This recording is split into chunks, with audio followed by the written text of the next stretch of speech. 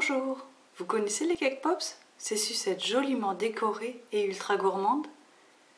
Le hic, c'est que si elles sont dévorées en quelques minutes, en revanche, elles sont plutôt longues à préparer. Dans cette vidéo, je vais donc vous expliquer comment réaliser des cake pops le plus rapidement possible. Pour obtenir de belles formes, je vous recommande d'utiliser des moules à cake pops. La pâte gonfle à l'intérieur du couvercle, ce qui permet d'obtenir de petits gâteaux en forme de boule. Ces moules permettent en plus de fixer les cake pops verticalement pour les faire sécher. Mais comme il va falloir espacer les cake pops pour qu'ils ne se collent pas les uns aux autres, vous n'aurez sans doute pas assez de place sur vos moules. Je vous recommande donc de préparer également des boîtes à chaussures que vous aurez percées.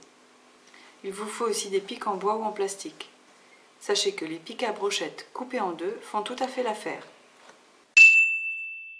Il sera astucieux d'utiliser plusieurs moules à cake pops. Je dirais autant que peut contenir la plaque de votre four. Pourquoi? Parce que la cuisson dure assez longtemps, environ 20 minutes. Imaginez-vous avec un seul moule de 15 cake pops. Il faudrait donc 40 minutes de cuisson pour 30 cake pops. Une sacrée perte de temps. La recette de base donnée avec mes moules est pour 30 cake pops. Mais 30 cake pops, c'est très vite dévoré. Alors autant en faire plus. Je vous donne la recette pour 30 cake pops et je vous laisse multiplier à votre convenance. Il vous faut 50 g de beurre ramolli, 70 g de sucre, un œuf, 100 g de farine, 5 g de levure chimique, 5 cl de lait.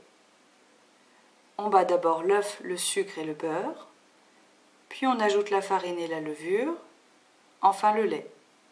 Voilà, la pâte est prête. Vous serez beaucoup plus rapide et précis avec une poche à douille qu'avec 2 petites cuillères pour verser la pâte dans les alvéoles.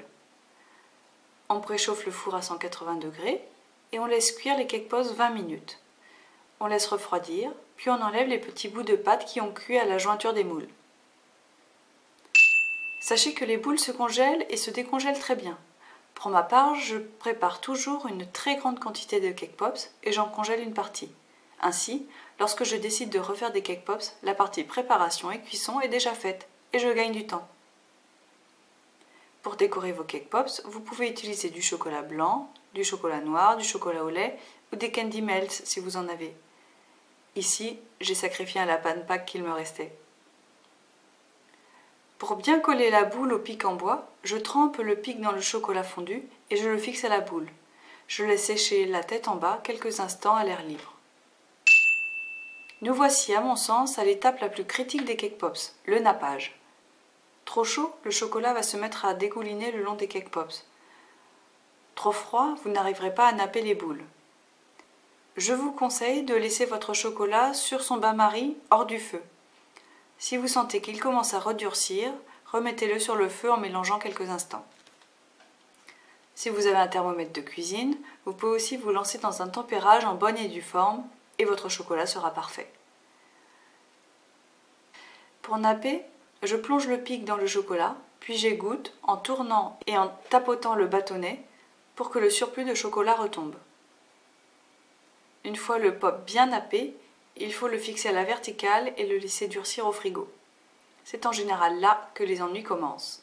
Car si les cake pops sont trop serrés sur le support, ils risquent de se toucher et de se coller les uns aux autres, en particulier si vous voulez déplacer tout le support vers le frigo.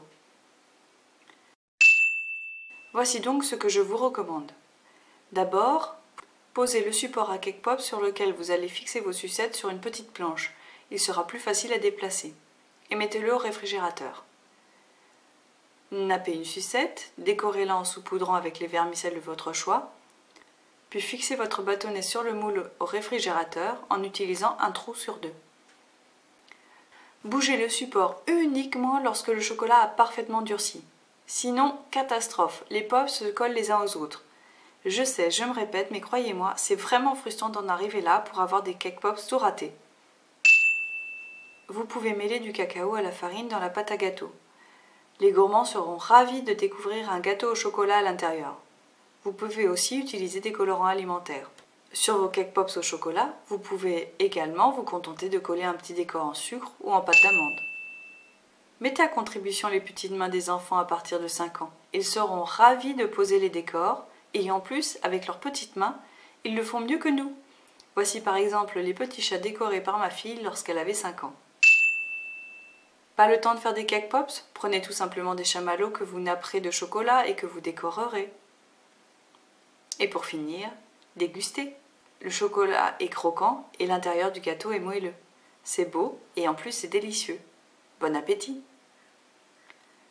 Si vous avez encore un petit creux, pourquoi ne pas utiliser vos moules à cake pops pour faire ces mini sucettes au beurre de cacahuète? À bientôt!